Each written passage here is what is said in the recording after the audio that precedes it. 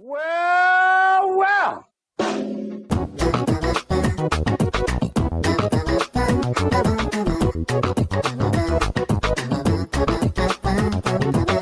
Welcome to Dadcrossing, a podcast about animals and parenting, but not parenting animals, because that's something else. Today we'll be chatting about our thoughts on screen time and kids going back to school and the new additions in the August update. Dadcrossing is proudly part of the Nintendo Dads family of podcasts, and today we are joined by Nick, International Space Station Metzger. Yeah, hi. I'm glad I'm here on my International Space Station, all the way from the space station. Space. How is it up there? How is space? It's a lot of not gravity, you know. Is it still there? Is everything still up there? Yep, it's all here. I'm just eating my ice cream, my dehydrated ice cream. That's good to hear. That's good. And also with us today is Sean, Ohio class Trident submarine SSBNS. Abbott. Where did you get these nicknames from? On the from Wikipedia, actually. Thanks for asking. The topic of parenting animals. You've never dealt with my child, so it could literally be like parenting an animal. He is the Tasmanian devil. What kind of sea creature would you say would? The Kraken. The Kraken. That's great. And I'm Dan, Gerald R4 class aircraft carrier Caparello. Because I carry the weight of this podcast, I guess. I don't know what I'm doing. So that's I totally threw these guys off guard with these nicknames. I didn't even put them in the notes. I was like, no, I got something. Y'all don't worry about it. And then here they are. We should have been worried. We should have been worried about it. Well, you know, I think it turned out. You guys did historical moments like Cuban Missile Crisis. I wouldn't have liked to have been known as Sean the Cuban Missile Crisis Abbott. Because where do you go with that? Oh, I should have named you off of global pandemics, like Nick, the bubonic plague Metzger. I definitely wanted Spanish flu. That was Sean Leprosy Abbott. That'll be great. I'll look forward to that next time. And I'm Dan Ebola Caparello. Thanks for listening, everyone. That one might be too real. That one might be too soon. Nobody's COVID yet. That one's too soon. That's definitely too soon. Yeah. Yeah. So has anybody played Animal Crossing this week? For sure, I have. Yeah. Have not yet missed a day since launch. I know you can both say the same, so I'd love to hear how you're doing. Yeah, no. Oops. No, I stopped playing around the time Paper Mario came out. Sorry. Which is totally spit my tea. Yeah. Only because it's like with being at work and the kids and like the wife's little business gaining some traction, so she's more busy at home than normal. A lot of gaming time for me is kind of reduced to nothing. So I can only really focus on one game. For those of you who signed in because of the Animal Crossing part of this, I got you covered. Okay, so I know you probably already hit the sign out, log out, and find another podcast button, but I promise I got you covered. So stick with us. We're gonna be talking about parenting and Animal Crossing. I got you covered. So we got it in the right order. It's Dad, then Crossing. We're gonna do Dad stuff. We'll get to the Crossing stuff. We're still going to talk about it, even though all I'm playing these days is Borderlands, and I've discovered the perfect combination for me, which is playing Borderlands with Wave Shaper in the background. If you don't know who Wave Shaper is, just Google it and click any song and then be whisked away into a mystical land of digital retro goodness. Just enjoy that.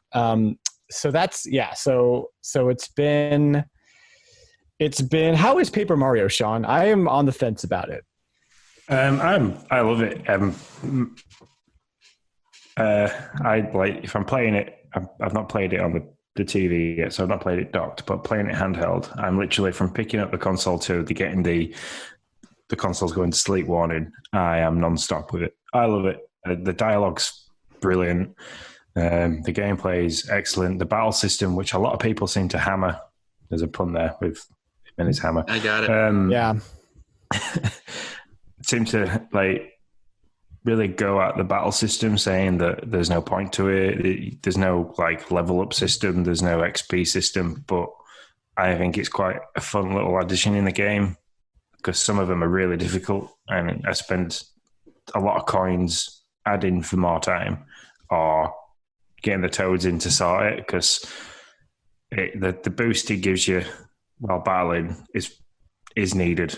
Especially as you get further into the game, you definitely need that little 0.5% of additional battle damage. But yeah, I think it's funny. I think if they could have done a not so family friendly version of it, where they allowed the characters to maybe drop a couple of bombs, it'd be hilarious. Because there's some just parts in it where it needs that adult language aspect to really tickle. But yeah, the relationship between Mario and Luigi and the other characters that you find along the way, try not to ruin it for anyone who hasn't got that far, but the relationship between them all is fantastic. So yeah, I've been really enjoying it. I'll likely pick it up. I love Paper Mario games, but the last two sort of turned me off a little bit. The battle system sounds interesting. That's probably the most divisive part that I've heard, is that some people love it, some people hate it. So I just have to play it for my own dang self then, I guess. Nick, are you playing anything besides Animal Crossing? I too am playing Paper Mario. And I really like it. I mean, I played the first one. Was that Thousand Year Door? Was that the first one? No, the first one was just called Paper Mario. It was on the N64. Yeah, so it was amazing. I played that one and I liked it. I don't remember being over the moon about it. And I think I might have dabbled in the Thousand Year Door. I dabbled in another one of them, but didn't finish it. So Thousand Year Door these days is like $140 disc if you want to pick it up for the GameCube, which is currently the only way to play that game, which is dumb. Yeah, totally. But I am enjoying this. I like it. I probably don't love it. I'm not over the moon about it, but it's a good game, and I would definitely. I'm certainly going to get my money out of it. I really like finding the toads, which is weird because I thought that some people say that's irritating, but I don't find it irritating at all. I find it super funny because they put them in the silliest spaces, and they give you mechanisms in the game to make it easier. So that you don't have to just wander around in some places to look for them. So I think they've done really good with that, and I think that's really fun. You'll find them tucked in the stupidest places, but it makes me laugh. So I think that's fun, and the battle system, I think that is. I'm not a big puzzle fan, but I think it's a great balance of puzzle and fighting. To where that if my son, who isn't always that great at puzzles, if it's just a random Goomba or something that he's fighting, even if he doesn't get, he does pretty good, but he's only 6. If he doesn't get everybody situated just right, he's still fine. He'll be able to beat the guy. He'll just take a little bit more damage and maybe have to use a mushroom. And so the fact that he can still go through it, even though he might not get the puzzle right, I think they do a really good job of balancing that system. That's what I'm trying to say. Yeah, that's one thing I like about most of those Paper Mario games is they're not, pretty much any Mario-based game, like Yoshi's Yarn Land or whatever, is that they're fairly easy to get through. Even Super Mario Odyssey was fairly easy to beat. And then they're oh, let's throw an extra challenge your way for all the adults in the room. And Nintendo seems to be really good at that, so I appreciate that about it. Great. Well, as you guys know, if you've listened to the podcast, we've updated what we're doing. We're adding a dad twist, if you would, a dad twist to the podcast format. So we're going to go into our dad corner. We're going to snuggle in with some dad Jokes. some dads. We're gonna snuggle in with some dads. I don't know. Yeah. So, yeah. Everyone's always got that weird uncle. It's late. We're gonna snuggle in and talk about going back to school. That's what we're gonna talk about. Yeah, let's do that. So, for Sean, send them back. Yeah, right. So for my kids are too young for that. They're in daycare no matter what. So, we're talking about back to school, right? Like thoughts on how COVID is affecting it, needing a break from them, or do they need a break? Where is your like local municipality at with school, and where are you at with school? Because in some cases you're kind of given an option. Yeah, we were given 3 options in our district. We were given the ability to just go back, or we were given the ability to do in-person or do like a virtual learning scenario, which I don't entirely know what that looked like. And then we were given the option to do like a full homeschool where they would just give us packets of information or packets for our kids to fill out and like teaching instructions basically. So we were given all 3. We have chosen to go back in person. Not going to say that I'm not a little nervous about that, or maybe even moderately to a lot nervous about that, but we just feel that they haven't had a lot of, we have a couple of friends that we've allowed to like come into our house and that we hang out with a lot that have kids, but for the most part, like they haven't seen their friends for quite a while, especially my son. And so we feel like they need that connection, and we're just going to hope all goes well. I mean, there's nothing else we can really do.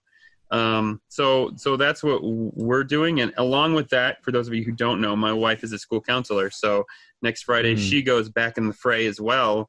And, kind of, hope that, which I think played a part in our decision, because like one way or another, a family member was going to be in the fray. So, it was like, so it just made sense to be like, well, why don't we just jump in and hope this works? And that might not be the best solution, but nobody really knows what's going to happen. So how else do you make that decision? Yeah, that's tough. I mean, it's a tough decision for anyone. What about you, Sean? It's over here. It's a bit different. The schools kind of stayed open for key workers. So there's been a small selection of kids still going to school, and the schools have done really well following the guidelines from the British government and like completing risk assessments. It's been handled really, really well. So like each classroom became a bubble in itself, and they didn't ever interact with another classroom because that was a separate bubble, even to the point like they were bringing the meals from the canteen to the kids in the classroom. So they never really integrated with each other.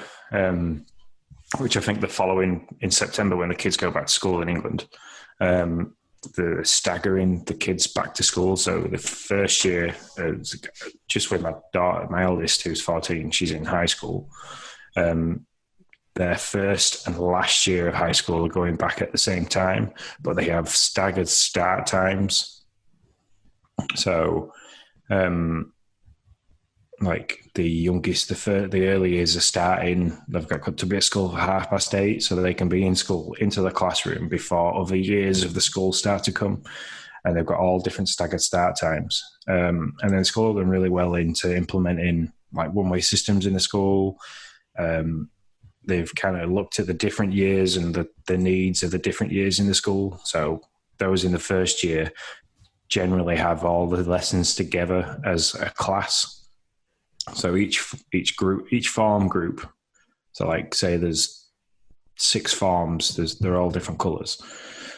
So yellow farm only ever go into a classroom with yellow farm. So for English, for science, maths, they don't have individual subjects for those children yet. So what they're doing is they're making the teachers go to them rather than the kids go to the teachers. So it's reducing the amount of numbers that are walking around the school. But then like for my daughter, who's like going into her first of the last 2 years of school, so she's doing what we have over here as our GCSEs. she has individual subjects to herself. So rather than just doing the basic cars plus a technology plus PE and some language, she's doing like photography and digital arts and stuff like that. So she's got very niche lessons to go to. So she's still allowed to move around the school. So like they've done really well that way. So it's kind of a comfort that they can go back. It's not going to be normal for them, which I don't know what kind of impact that's going to have on them, because they're going to feel the strain that it's not normality for them. But at least the school have done quite a lot in regards of risk assessing the threat from COVID-19 to try and keep the kids safe and get back into some form of regularity for them. So yeah, that's good. You guys sound like you handled it a lot better. Well, better. You're going back to normal quicker than we are. Our school district, so this will be the first year that our eldest goes to school. He's 5. He'll be in kindergarten, right? Yeah. Pre-K or kindergarten, one of the two. No, he's in pre-K right now. So he'll be in kindergarten. And so our options were either go in person or buy or like rent a laptop from the school, and then you can do your classes online. Those are your two choices. And so I think we're going to just homeschool, at least for like his first year or two. Just because like I'm home now, Ruth, my wife's going to be doing her internship as a counselor. So she'll be gone, and then she has the job at the daycare. So I'll be homeschooling, and then we'll just work it out when I have gigs and stuff, So we're lucky to be in a position where we can do that. Not everybody can, but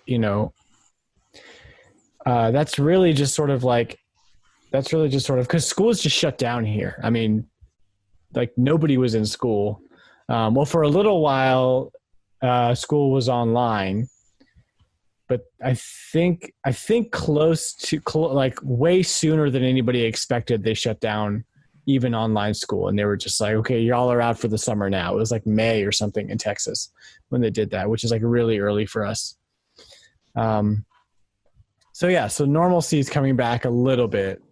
It's just such a weird world to be sending my kid to school for the first time in, and I guess if we're homeschooling, it's not that different, but what kind of extracurricular activities are going to be available as we open up more and more and more, and what's the risk? So that's kind of where we're at there. I will say as a parent, because my son's also going into kindergarten as well. Okay. So as like a first time, like as a parent that is sending, and we actually moved, he did pre-K in a different school. And so he got moved for kindergarten. And so it's kind of going to be a bummer for us because we have to drop him off at the door. And I mean, I totally get it. It's a very logical safety protocol. But it is, we have to do that at our daycare. Yeah.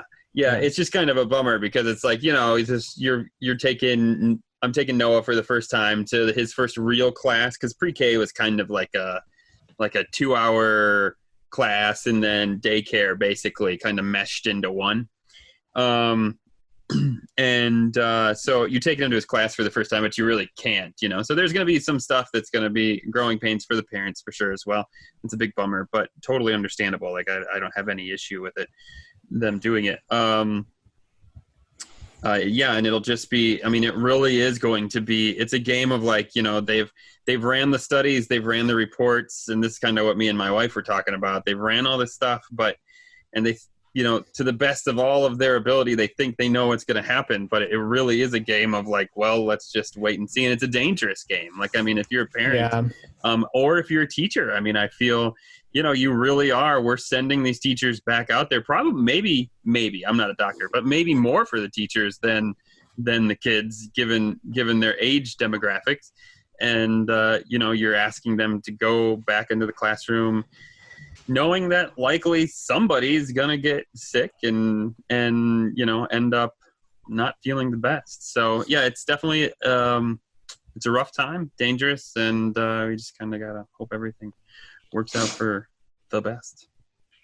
Yeah, we come September, the wife's going back to work at the college because college is opening up, so she'll be expected back at work. I've worked throughout the whole of the pandemic because I work in the electrical generation industry, so we'll have childcare, but for how much we'd need, and we can't rely on grandparents all the time because my mum will have to go back to work. My dad's back at work. Lindsay's parents are at work. Lindsay's sister, who lives local to us, she's going to be back at work. And my brother-in-law, he's worked throughout the whole of this as well because he works in the warehouse industry for a supermarket. So it's like we wouldn't have the childcare. So I'm really glad that the school have gone as far as they've gone with the risk assessments because they've done as much as they can do. So, I mean, I can't expect any less of them. The teachers, obviously, everything's a risk, but there's another 6 weeks yet. So anything could happen in that 6 weeks. I mean, we've got friends at the moment that are in Spain that got there Friday, and now they've just been told that Spain and those areas of the world are back in full lockdown. So it's like they've gone to Spain, and when they get back, they now have to self-isolate for 14 days. So it's and one of them's self-employed. So it's no bad news. Yeah. So it's things can change in the drop of a hat, and it's crazy at the moment. So it's like we've got 6 weeks. If it changes again and schools and colleges and stuff are shut, the wife's going to be at home. But all I can say is kudos to anybody out there that listens to this. If you've been one of those people that have had to stay at home and work from home and homeschool, hats off, because you haven't had a break. There's been no downtime for anybody that's done that. So, I mean, I get to go out and go to work and have adult interaction, and my job allows to the point where I can be on my own for long periods of time. So I've got like a bit of quiet and like time to myself to think. I'm surrounded by running, vibrating, loud plant, and I've got to wear earplugs, but still, I'm on my own and I haven't got children. Yeah, for sure. Yeah. So with all the changes happening and everything coming up and everything that's been happening, what has screen time looked like for your kids and different ages, and how do you handle it for your different children? That goes for computer time, even if they're doing school, that's still screen time. And then if they're playing video games or watching movies or whatever, how do you guys handle that with different ages and stages? My eldest is 14. So just to clarify from last week when I wasn't here last time, when I wasn't here, and I was please listening. Clarify. So my eldest Jaya is 14. My middle child, which is Emily, she's 8, and my youngest Logan, who's 2. So I've got 3 kids, 2 girls, 1 boy. 3 kids, not 2 kids, 3 kids. No, and there's 6 years between them all, so it's good because we kind of know what to expect now from through the different ages. But so for the eldest, screen time kind of Monday to Friday while we were homeschooling. There's loads of we're predominantly an Apple household, which is quite good because everything links. So yeah, we can look at Jay's screen time and on our phones and see like what she's been doing, what she's been like, and the amount of notifications as well, so we can manage that so she's not getting overcome with like her friends who weren't focusing on school as much and were messaging her and trying to call her all the time. Well, because she's been really good and like focused on the schoolwork. We kind of, the only restriction we put on is at 10 o'clock on a night. Downtime started on a phone, which is a really good Apple, by pre-built Apple app within the screen time in your settings. And all it is, it automatically just froze her apps. So she couldn't like go on social networks. She couldn't use things like, she couldn't play games. She couldn't use YouTube.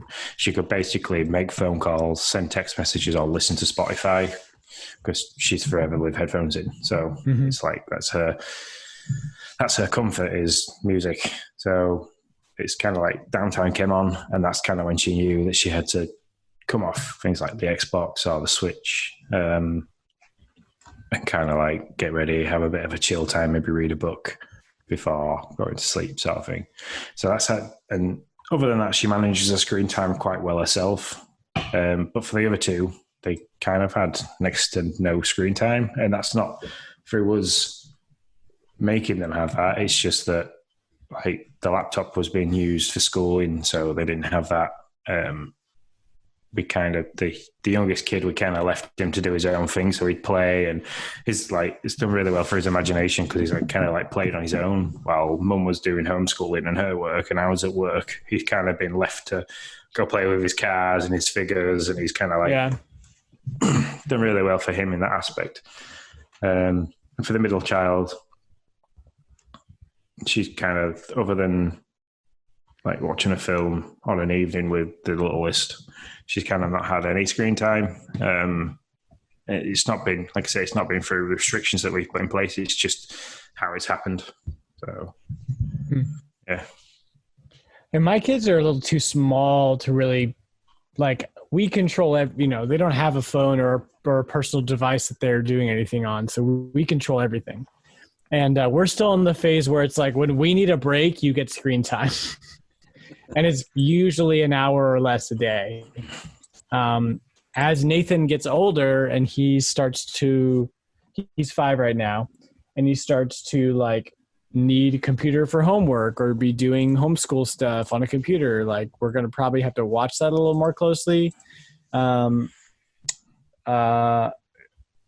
he's like, so for some reason, like, our oldest, he gets like mesmerized whenever there's a screen on. He just like stares at it and goes blank. And it's like, hello, like waving your hand in front of his face. And our daughter, who's 3, she could like care less. She'll like glance over at it and be like, oh, that's funny. And then go do something else and come back to it and be like, haha, you're funny, Daniel Tiger. And then walk away and play with her cars or something. So they're very different. So we kind of have to like gauge what we're going to do based on their personalities. But we're not quite there yet. We still have a pretty firm grip on exactly what they're watching at any given moment. But it's good to hear from you what the future might look like for us, where it's like, oh, you have a smartphone, but I can lock it down if I need to, Yeah, when she first got it, that was quite useful because there's like been the odd time, even still so now, where like we forgot to put the downtime on and we'll go to bed. And then like I'll wake up in the morning and I'll come down and I'll be like, her bedroom light's still on.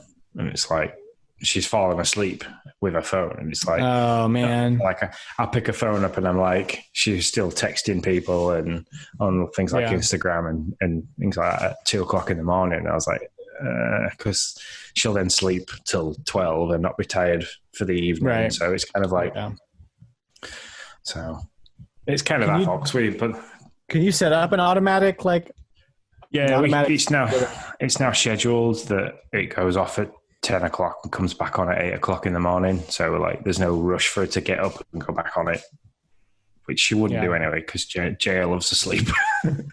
So she's a teenager who doesn't like to sleep at that age. Yes. But yeah, it's like, if we're concerned, we'll put it on. But because now we're in the school holidays and there isn't any homeschooling, we've relaxed a lot. So like last night, me and the wife went to bed about like 10, half 10. And as we passed, we kind of said to Jay, so that we're going to bed now.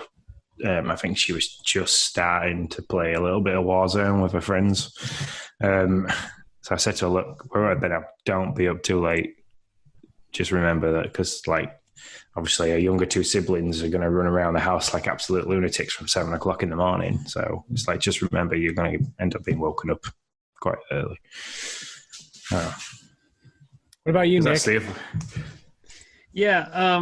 So We had a tight grip on Noah's screen time, and I'm not going to lie, the pandemic really did a number on that for a lot of reasons.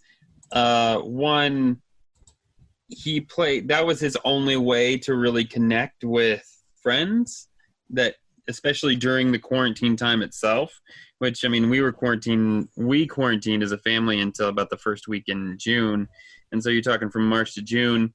So his screen time really skyrocketed during quarantine time. I mean, he would play, I don't know, an hour with friends that he had, where he would just FaceTime with them and play like Animal Crossing or something. And then he would play an hour at night with, like in the evening, not night, but in the evening, with like his grandmother on Animal Crossing. And so, yeah, his time on screen time, we were concerned about it, but at the same time, we were also concerned that he didn't have really a social avenue except for us. So we really tried to balance those as best we could, which made it difficult. Now that he can see friends again and stuff like that, we've kind of tightened back up. We try to do like 30 minutes to an hour of time where he can be on a screen by himself.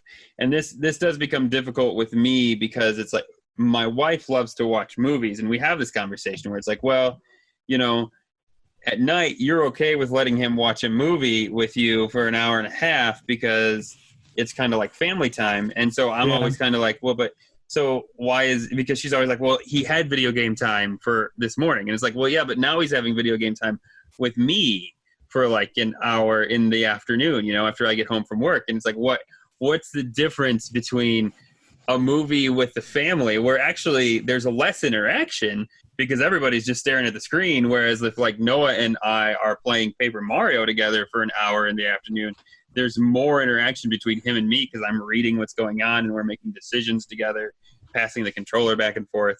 And so that conversation always bounces back and forth in our family of like, well, I feel like there's a difference between the two, and I don't think Becca's not so sure. So yeah, that's where we're at. I'd be interested in your guys' take on that.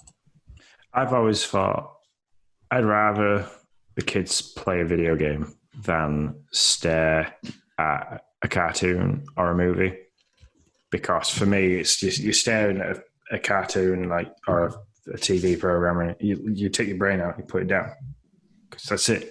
You're sat, you're stationary, you're not really thinking about anything else. 9 times out of 10, like the eldest picks her phone up, she's not really concentrating on it. So what's the point of it being there?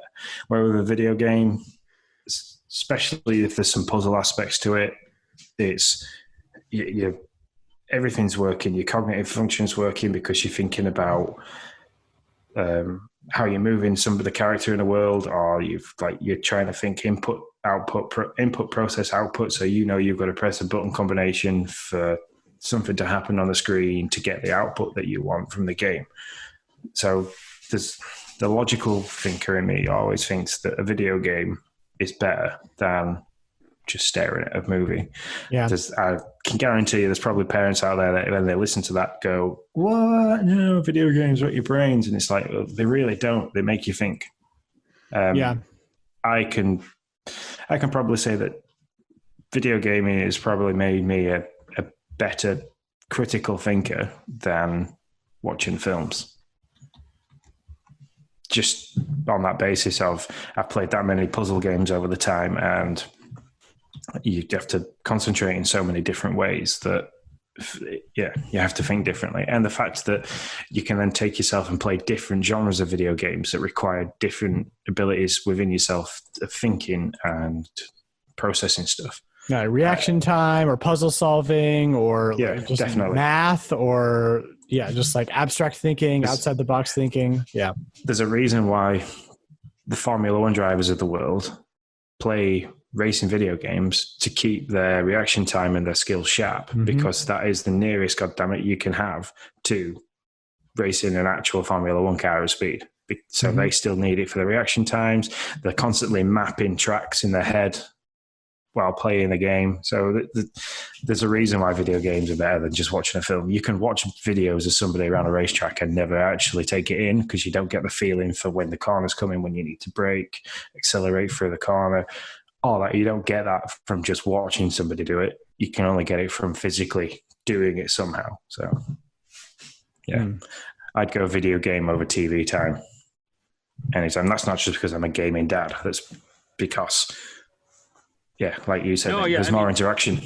Yeah, that's what I've always thought. And, the first time I ever did a budget was SimCity. I legit, like when we had government class, I was like, oh yeah, I get this. I was like, don't worry. I was like, I get the taxes. I get all this. I was like, I do this on SimCity all the time. I was like, we're good.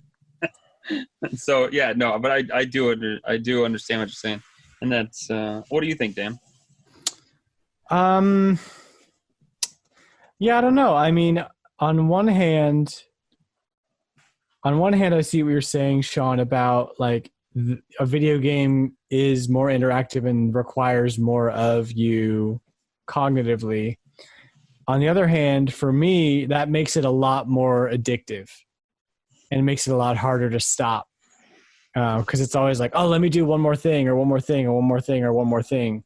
Not that TV or cartoons are any better or worse at that than that. But if I'm going to take a contrarian side to what you're saying, because I do agree with you in a way, but if I'm going to take a contrarian stance, it's going to be that I feel like it's easier to control the content when it's not a video game, kind of. Like, I know the content of Daniel Tiger, and so I'm going to let them watch Daniel Tiger. And if I let my son play Minecraft and I don't know to like turn online off or do all these other technical things to like make sure it's safe, he could end up doing something, that's not, or spend a bunch of money, like it just, I think that gaming can be that as long as you're involved with it. But sometimes I need them to just do something and I need to walk away. Yeah. And also my children are much younger than yours. So, you have an 8-year-old and a 14-year-old. So where we're at, it's like we're not quite ready to like let them do that on their own. And so, everybody's on their own journey, you know what I mean? But that'd be the only point I have against what you're saying. Cause I generally agree with you. Going through the ages, cause like you say, we have having one at each space in the spectrum of age wise. Right.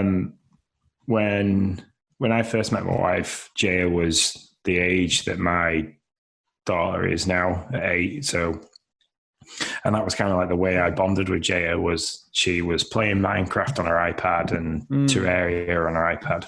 And it's kind of like, so I went and I was like, oh, okay, I'll go and play Minecraft. I'd never played Minecraft. So it's like, right, okay, I'll go and play Minecraft, get to know what it is. And then like I can play it with her. So we can do local play over the two iPads, set that up. And she really enjoyed that social aspect of playing the game because until then she'd played it on her own unless she played it with her cousins who then only played it local play. So she enjoyed that aspect. And that's kind of like how I got in with Jaya and how we built a bit of a bond and a relationship together, which being a step parent to a kid at 8 years old it was a learning curve because my daughter was 2 at the time. So it was like I've gone from having a 2-year-old to having to try and make friends with an 8-year-old. And so, but like Jay had done that. Jay had spent 40 quid on Sims, buying Sims dollars. And it was like, so we've gone through the lesson of like, we sat down and said, look, that is actually equated to real life money. You shouldn't have done that. It's not your fault. It's a quick fix in a game. So we pay to play. So it's like we then knew that we had to disable that, which we didn't actually end up disabling it for very long because she kind of got the idea of it. Yeah. But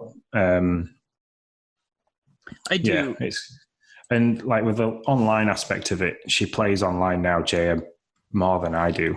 But that's just because her friends are also playing online. It's the only social interaction she can have with them because of everything that's gone off in the world.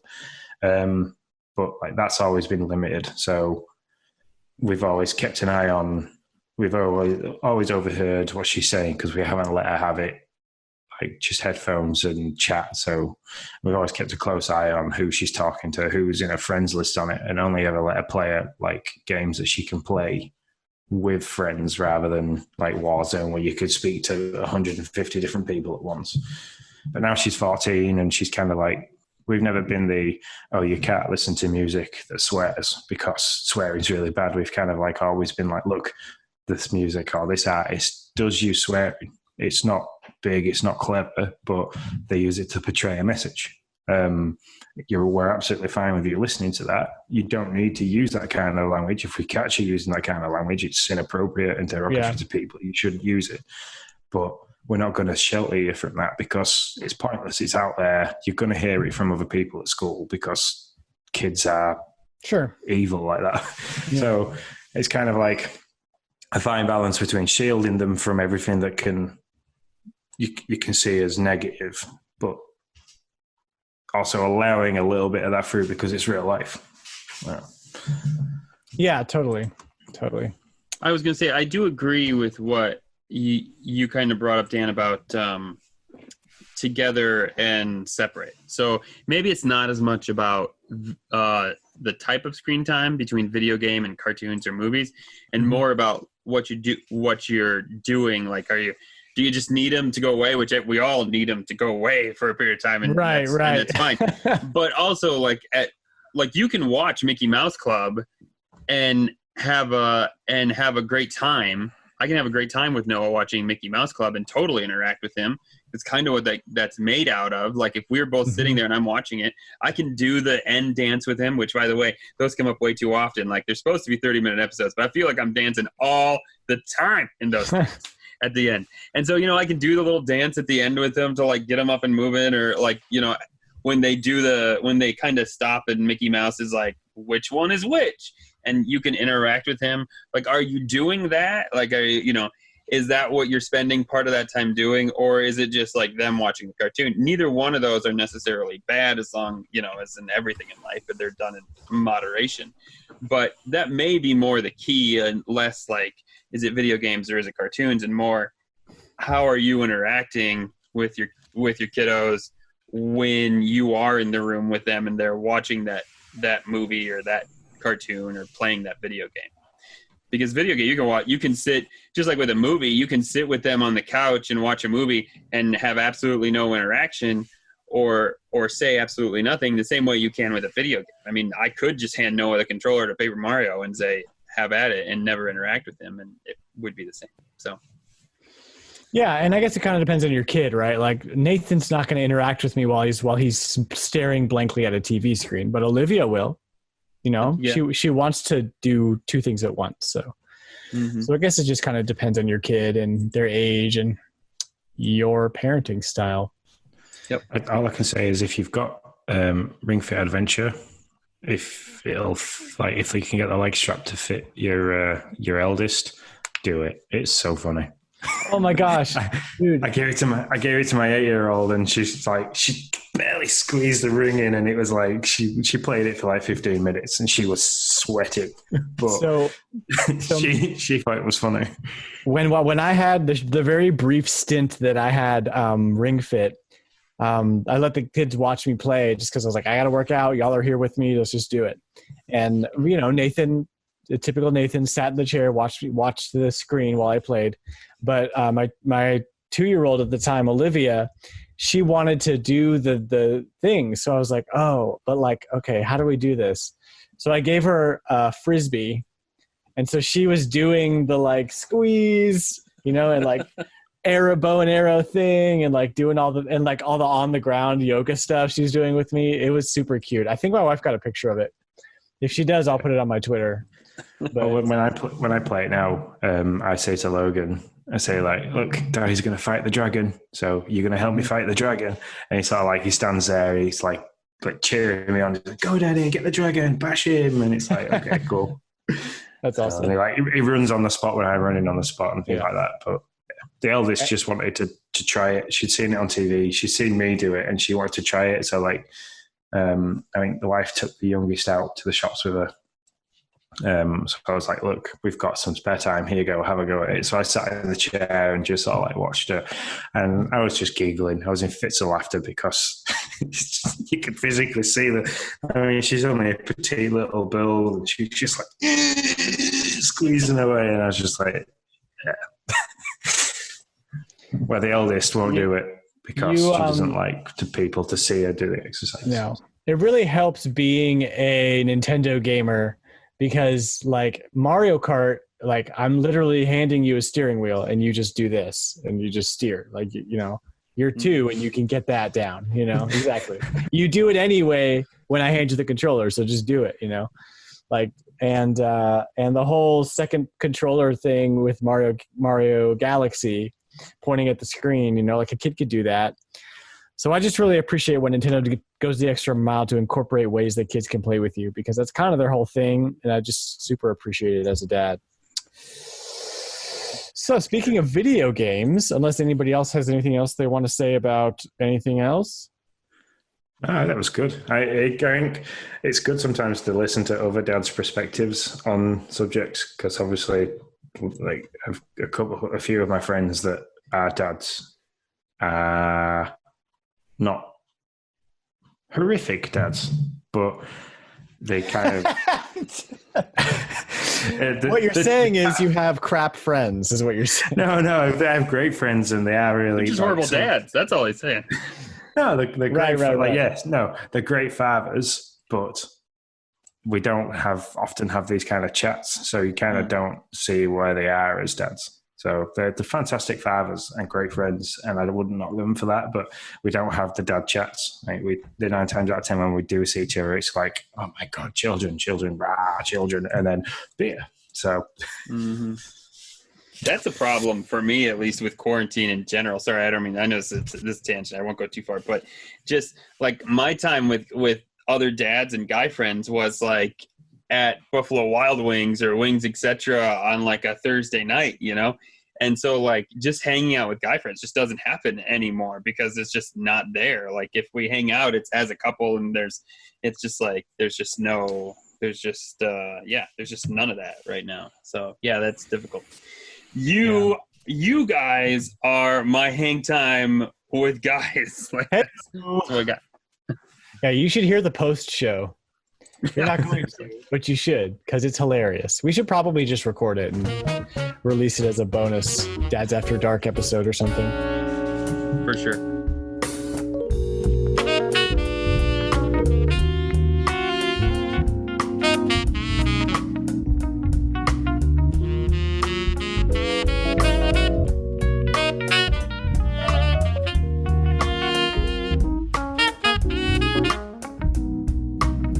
Hey everyone, so it appears that Nintendo listens to Dadcrossing, or at least knows when we record, because the morning after we recorded our episode, they decided to drop all the information about their summer update, our August summer update. So Nick and Sean are out, so you have me to listen to chat about all this stuff.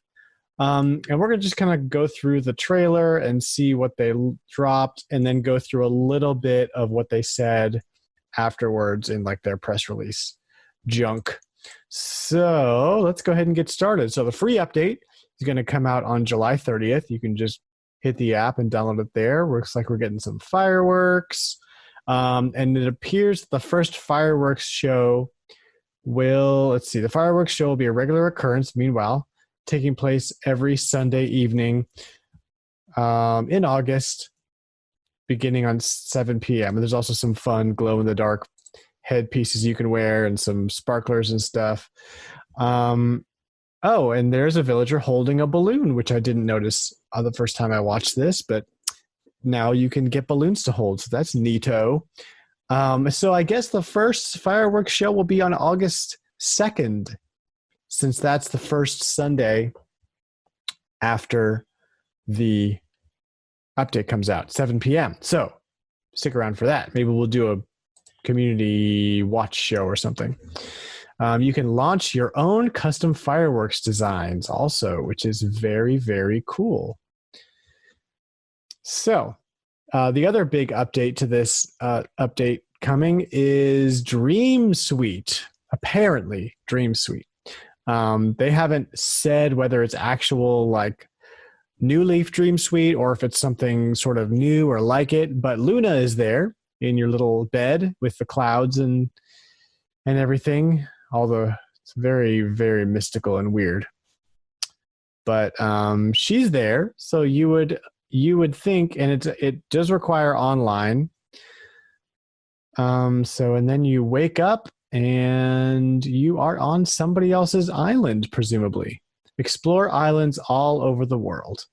So there's no or show off your own town. So there's no showing of how you're going to be able to find these islands. If you could just like drop a friend code and you can go visit their island or whatever. Okay, so the next thing that they dropped is that island backup and restoration services will be available on the day of this update, which is July 30th. And that is something that we have all been waiting for. Wow. Wowzers, it's here. When did this game launch? March, April, May, June, July. Okay, so 4 months in. That's not too bad, considering that when they first started talking about Animal Crossing, they were like, well, it doesn't support online backup, sorry. And then everybody was like, where? And now they decided to do something about it. So 4 months in, they have a solution. It's not like the most user-friendly or like accessible system. You basically turn it on, and I'm going to read what Nintendo says about how this works. So Nintendo Switch Online members can enable the new island backup service, which automatically uploads islands and user save data to the internet at certain times. So if you're never connected to the internet, that's going to be a problem for your backup. If your Nintendo Switch system is lost or damaged, you may be able to recover your island paradise as long as you've enabled island backup. Okay. In the event of loss or damage, contact Nintendo customer support about restoring the island and user save data on your new or repaired Nintendo Switch system. After your island data and individual player data is restored, you can get back to building your island community. So this specifically says, if your Nintendo Switch is lost or damaged, you may be able to recover your island. So this doesn't necessarily mean that it will allow you to recover your island to a new Switch if like you just buy a Switch Pro and you give your old Switch away. It doesn't necessarily mean that they'll be able to do that. I wonder if there's a sort of a check that they do to see if the old Switch is still active, like being used, and if there's a certain amount of time that has to pass before they'll allow you to use the backup. Or maybe they have the ability to wipe it or something remotely. I don't know. But this does not sound like it's a voluntary thing. It sounds like it's only in the event of a lost or damaged system. So maybe that will change, but I don't know. Let's keep watching the video. So they also announced a free update coming in the fall. They didn't say anything about it, but there's a cute little pumpkin head. And that is the whole video. There's not a ton there, but some very welcome news announcements, some cool events, some great new features. I am excited. I haven't, as you've been listening, you know that I really have not been playing Animal Crossing as much. But I have a plan. I have a plan to fix that. My plan is to find a cool video game map, like Super Mario World map or a Pokemon map, and kind of transform my whole island, level everything, and start from scratch, making it this cool new Nintendo map. I don't know what it is yet. Don't know when I'll do it or have time to do everything, because that's going to be very time consuming. But that'll at least get me back into the game. I need something major to do, and that kind of seems to fit the bill. So that's that. And I'm sure Nick and Sean would have loved to come on with me and talk about this stuff, but they couldn't make it tonight.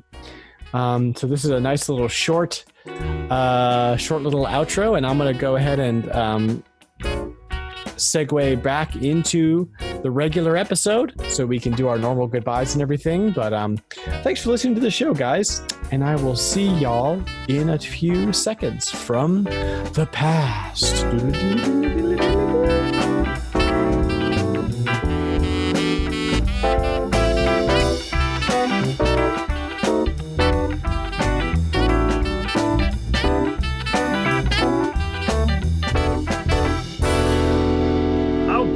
How was that bug off, Dan? Tell me all about it. Oh, it was so good. That there was guns everywhere, and I was shooting things. And did you say Borderlands? What did you say? Flick took a bullet in the head, I think. And what just happened? We totally got on. I just dropped a tack on the ground that I was playing with, and I have this shag carpet in here, and that's going to be bad later because I'm barefoot. PSA for Dan: don't play with tacks. This is what I would tell my kids. Back to the dad part of this whole thing. Yeah. No, so I fidget. So I found something to fidget. Whatever, I'll find out. Well, I'm going to buy you a fidget spinner. That way, if you step on it, if you hear me go ow later, you'll know what happened. So, just moving on. Anyways, there was a bug off on Saturday, and it was the same as the last bug off. Unfortunately, Flick came, same mechanics, and those are fine. Same mechanics are good. The same items, man, that really gets me. That just really makes it less fun. Like, they need to have different items every time they have these tourneys. The same thing with the fishing tourney. I was really bummed when the fishing tourney came around. It was same items here. It's fun. It's a fun little breakup for when it happens. But yeah, I also tried the spoiled turnip trick where, you make ants like just pop up so you can catch them as one of your bugs. I played with a group of friends, and then I realized that doesn't even work when you play with a group of friends because ants don't propagate they don't pop up when other people are on your island. So that was a dud. And then I did try it once alone, and I don't know. I got a couple ants, but I didn't feel like it was really worth my time.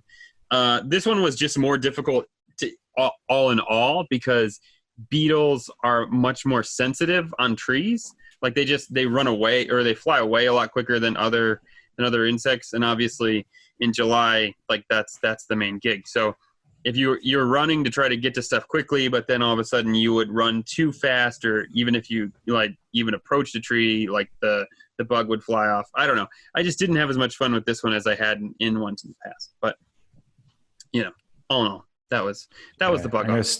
The feedback I saw in the Discord, because I'm like Dan, I've not really played it much thanks to Paper Mario, was that people seemed a bit bummed that the items were the same, and that it was disappointing to see that people were getting a little bit meh and upset with the fact that the items were the same. There wasn't anything new to try and pull people. It's probably why I've not picked it up, because I saw the feedback from that and thought, okay, I'm not going to bother.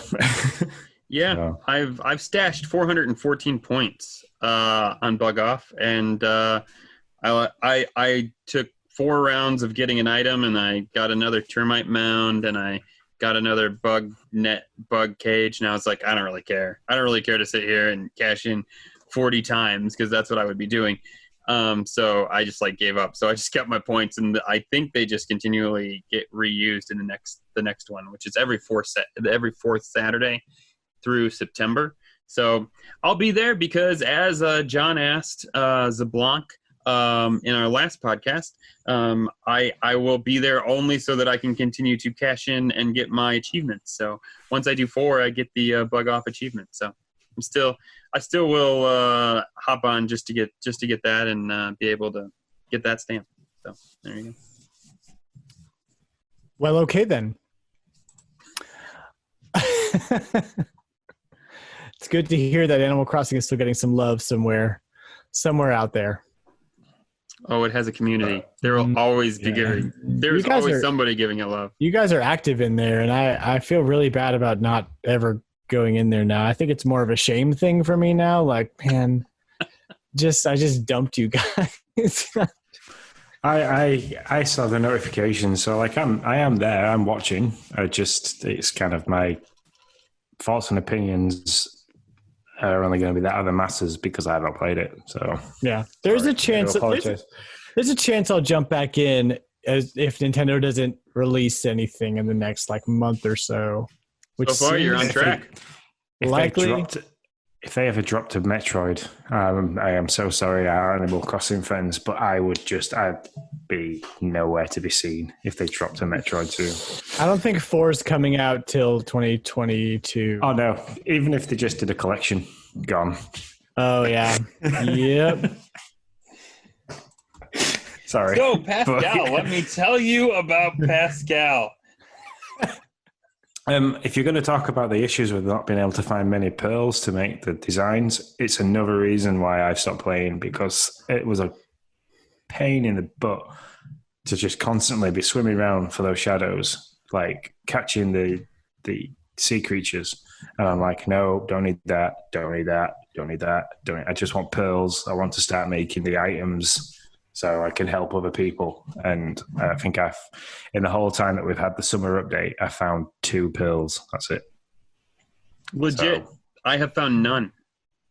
No joke. All my pearls have come from, and I missed Pascal one day that I didn't actually go and swim since he's been released. I have not found a pearl except for when Pascal gives them to me. That's the only way I've got, like, my mom and other people who play, I tell them this, and they're like, no, you found like 1 or 2. No, I have never picked a pearl out of the sea. When I get them, I feel like that should be like one of those things you say 3 times fast. When I get them, they are from Pascal. And that's how I've gotten all of my pearls. I've never, ever have I found one from the sea. I don't understand how that's possible, but that's it. I will say that the items are pretty fun. Like, I do like what you're getting. The mermaid stuff's cool. I'm making a little mermaid room because my wife absolutely loves mermaids, hence our daughter's name, Ariel. And so I'm making her like her own little mermaid room. She's setting it up. She doesn't play Animal Crossing, but she's like totally setting up this room that I'm making slow but sure as I find the things. So the items are cool. But getting the pearls and that's that takes a lot of work. So, but I do enjoy the swimming. But sometimes it does drag on when you're 20 items in, when you're 20 dives deep for these shadows and you still haven't found the scallop to get Pascal. At that point, like, I no longer enjoy it. I'm like, if I hit 10 and I find the item, I'm like, oh, that was fun. Good little like swim, had some fun, found some stuff, all great. But once I pass like 10 dives and I haven't found the scallop yet, I'm like, all right, come on, let's find the scallop so I can get this done. So, yeah. Oh, scallops. I hardly knew ye. Super tasty. That's what I thought you were going to say. Hey, I thought you were going to say they're super tasty. That's true too. Awesome. Okay. What else do you have to say, Nick? Anything else? Well, I'll tell you this. Gulliver didn't get you back in. I don't think anything will, Dan. I'm just going to say that right now. I mean, Gulliver is giving you your pirate items, and he's probably been to your island at least twice, and he's just laying there on the beach, Dan. And nobody's saving him. Nobody at your island. Apparently you are. Well, I'm saving him on my island, but your Gulliver is just still sitting there, probably. See, I've had Gulliver, but I haven't had Gulliver. So Gulliver gives pretty cool items. I will say that, and it's fun to go dive for his phone instead of having to dig up the 5 communicator parts. So that's fun. And so I've got a treasure chest and a pirate outfit. Of which Dan knows both about because I take pictures of them to her. I see them on Twitter. Yeah, just to harass him with. Yeah. But beyond that, real quick, August DLC should be coming out soon. Hopefully in the next week or 2. Due to how our podcast tends to run, I reckon that it'll be today UK tomorrow for you guys. Yep. They will go, here you go. Look at this awesome, really in-depth, and then we'll have to, do a special bonus episode just for that. Or I'll do it by myself. It's all good. Yeah, that's fine. Yeah. You and Sean just have a great time. I mean, I'm not back at work now until the 3rd of August, so if anything like that does happen, I am more than available to jump in and do some extras. All right. Well, should we hit this bulletin board then? Let's do it. Nick? All right. So for the Villagers Bulletin Board, first we want to thank all of the Patreon members of the Nintendo Dads for hanging out with us on Discord. Y'all are awesome. Y'all are fun. Y'all are great. And whether you're in the Animal Crossing channel or elsewhere, like I am, thanks for hanging out. And if you're listening and you want to chat with us on Discord, all you have to do is go over to patreon.com/Nintendo Dads. And for $1 a month, you can have access to almost all of the Discord channels. Most of them. A lot of them. Not all of them. If you want all of them, you got to pay $5 a month. But that's what I do. So if you want to be cool like me, you're going to give them $5 a month. Or you can not. Either way, these are questions from some of our Discord members who like to hang out with us. Actually, is this first one from Twitter? No, none of these are from Twitter. It's all Discord? Okay, great. Togo Bap says, hello. My family is addicted to this game. Is yours? That's his question. That's his question. And my answer is no. No, we have broken our addiction. And really, it was just me from the start. So yeah, I was going to say. Who am I kidding? Go ahead, Nick. What about you, Sean? Your kid, your family was addicted a little bit. My eldest saw me playing it, and she, as much as she used to play Minecraft and other Sims like that, she didn't seem interested, so she never picked it up. My daughter Emily, she has it at her mum's, and it's all she goes on about. So she's like, oh, well, I was at my mum's, I caught this bug and I gave them to Blathers, and so she's still pretty much like into it, but I don't think she's played it quite as heavy as with the school, like lockdown school and stuff. She's not played it as heavily as I have, so she's still got loads to do. So she's still pretty much enjoying it. Lindsay, my wife, not so much. I can probably say she's been about 2 or 3 weeks since she picked her Switch Lite up at all for anything. So that was a nice spend there because it's not being used. Yeesh. Yeah, I know. My wallet hurts. Yeah, as for me, you could sell it and probably make money off of it. I mean, I could do, but then there's this part of me that like I think my eldest might pick up and use it because she uses my Switch to play Undertale and stuff like that. So I'm kind of looking at getting her something set up on the Switch Lite, so if she wants to play it, she doesn't pinch the Switch because she kind of does it at times where I've like got a little bit of time to play a game. So I kind of like I walk upstairs to get the Switch, and she's like plugged it all in, and like she takes her dock and everything and plugs it in her room, and I'll walk up and I'll see her playing it, and I'm like, okay, I'll go find something else to do. So, but no, I think when the new update drops, well, I'll be jumping back into it because that tends to be when I get back into it, when there's loads of new stuff to do. So it'll be the same for the wife as well. She'll probably there'll be a load of new bugs and fish to catch and sea creatures. So she'll probably come back in when there's a bit more to do. Yeah, I'm still doing the daily kind of stuff, and then I hit the special events, so I'm still fully into it. I put probably an hour a day into it or something like that, I would say. My son is not into it as much as he was, but he still plays it. I mean, his dad plays it, and so he's 6, so he's like, yeah, I'll play it with you for sure. So my mom still seems to be super into it. We still we all got together for the bug off and did that together, because the bug off is really only fun if you're playing with a group. That's my personal opinion. And so otherwise it does just feel like work. And so that's where we're at with it. I don't know how much longer Noah is gonna stick with it. I will be interested, which is funny. You talk about the Switch Lite. I bought my Switch Lite to be my Switch where I was going to play games on.